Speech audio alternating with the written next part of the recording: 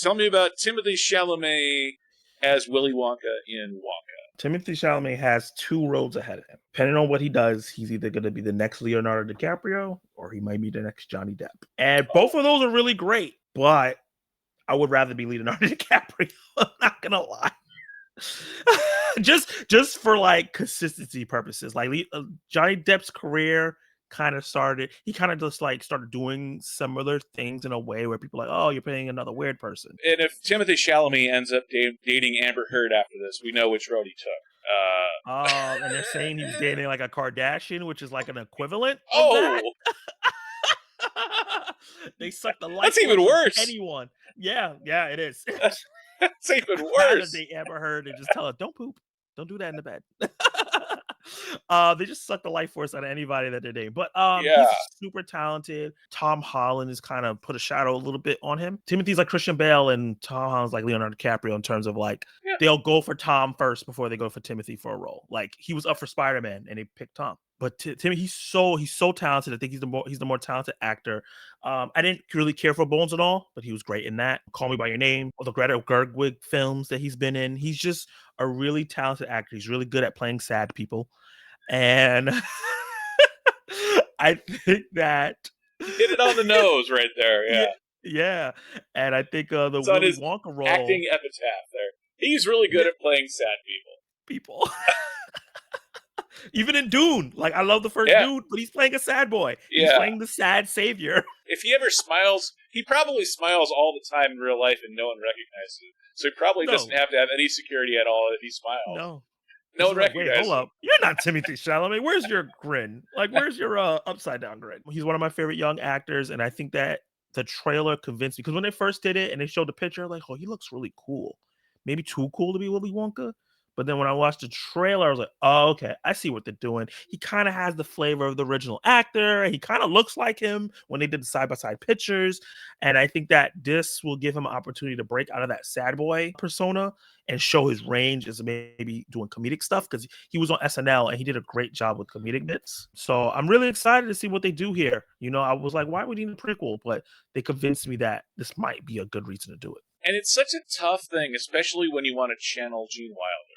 I think in some ways, if he would have channeled more of the Johnny Depp type character, that would be a lot easier because, you know, Willy Wonka and the Chocolate Factory it's one of those iconic movies that's now 52 or 53 years old, but it's timeless. And Gene Wilder is famous for doing lots of films, tons of other films, but I would argue that he's most famous for playing Willy Wonka. And his take on Willy Wonka is it's so iconic and mysterious and haunting, and yet still fun and appropriate for kids. So the idea of Timothée Chalamet as a really talented young actor taking on that mantle as a prequel, and, you know, we all have mixed feelings about prequels, and it's such a daunting acting task that I wonder how this movie's going to actually do.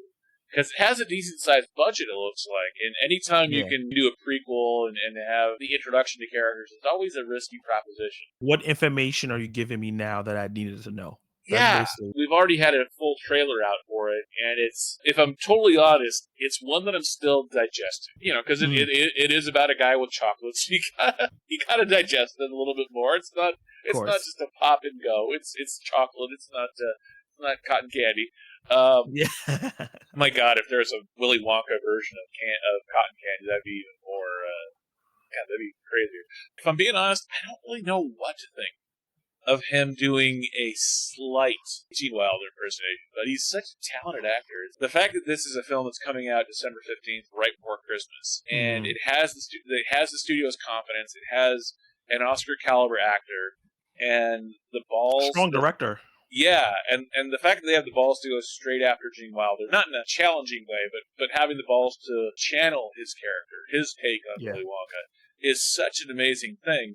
And then when you look at the cast for this film, the fact that we've got Keegan-Michael Key, we've already talked about Keegan-Michael Key, Olivia Colman, who's an Oscar-nominated actress, and of all Olivia Colman. And Rowan Atkinson, comedy legend, and the big one here, Hugh Grant, Mr. Rom-Com himself, as the Oompa Loompas. Like,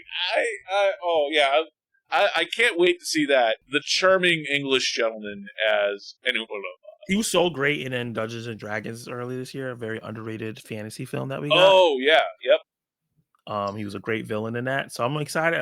I'm down for his renaissance. You know, everybody's getting renaissances these days. Yeah, I'm down for the Hugh Grant renaissance, the Grant-assance, if you will. And he was also in the Guy Ritchie. He was in a Guy Ritchie flick, Operation Fortune, and he was the villain in Operation Fortune.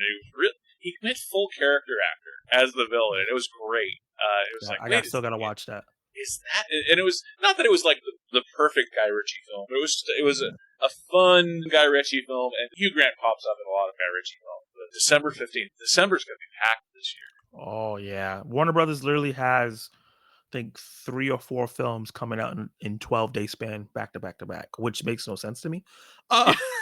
You're making your own movies fight against each other. That's silly. Well, maybe the studios learned something from Barbenheimer.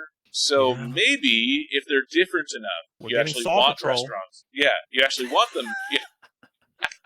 You actually want them all kind of coming out at the same time.